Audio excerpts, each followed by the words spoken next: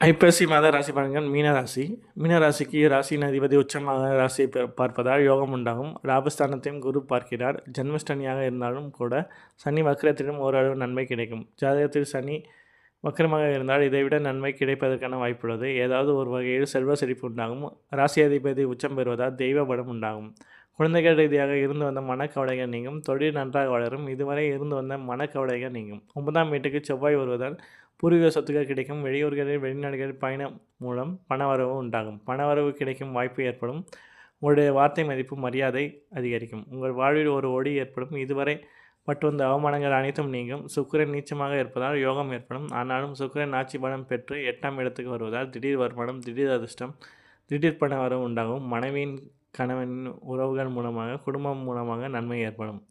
முயற்சிகள் கைகூடும். வெற்றிகள் அதிகரிக்கும். லட்சுமி கடாட்சியம் உண்டாகும். பணவரவு அமோகமாக இருக்கும். வீடு மனை சொத்துக்கள் வண்டி வாகன யோகங்கள் உண்டாகும். உங்களுடைய ஆரோக்கியம், தாயின் ஆரோக்கியம் சிறப்பாக இருக்கும். மனைவி கணவனுக்கிடையே இருந்து வந்த பிரச்சனை சரியாகும். திருமண வரன் தேடி வரும். திருமணத்தில் இருந்து வந்த தடைகள் நீங்கும். பாண்டர்களிடம் இருந்த கருத்து வேறுபாடு நீங்கி மீண்டும் இணையும் யோகம் உண்டாகும். குரு பார்க்கிற இடமென வெளிச்சம் ஏற்படும். சூரியன் 8இல் 12ஆம் தேதி நீச்சமாகிறார். வேலையில் பிரச்சனை, அந்த இடத்தில் பிரச்சனை ஏற்படும். சுக்கிரன் ஆட்சி பலம் பெற்று சூரியன் இணைவதால் சுக்கிராத்திய யோகம் வருகிறது. சூரியன் நீச்சபங்க யோகத்தை பெறப்போகிறார்.